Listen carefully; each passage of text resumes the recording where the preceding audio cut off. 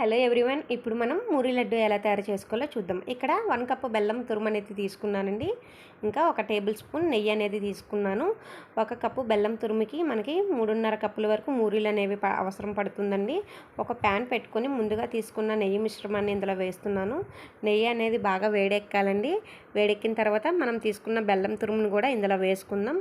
ఈ బెల్లంలో నేను ఎటువంటి వాటర్ అనేది యాడ్ చేయట్లేదండి. మనం ఇందులో నెయ్యి వేయడం వల్ల మనకి మూరి ఉండలు అనేవి బాగా షైనీగా ఉంటాయి. ఇంకా టేస్ట్ కూడా చాలా బాగుంటుంది.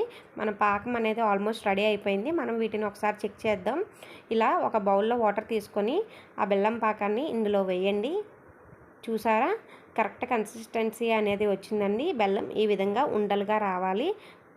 తర్వాత మనం మూరీలు ఒకేసారి కాకుండా కొద్దిగా కొద్దిగా యాడ్ చేసుకుంటూ మిక్స్ చేసుకుందామండి.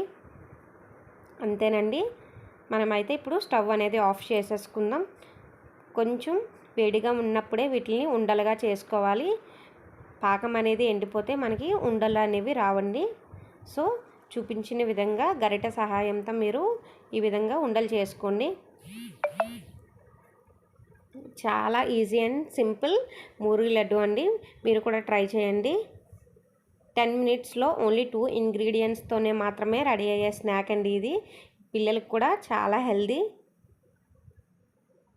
మీరు నా వీడియోస్ కనుక ఫస్ట్ టైం చూసినట్లయితే ప్లీజ్ లైక్ చేయండి, షేర్ చేయండి, సబ్స్క్రైబ్ చేయండి.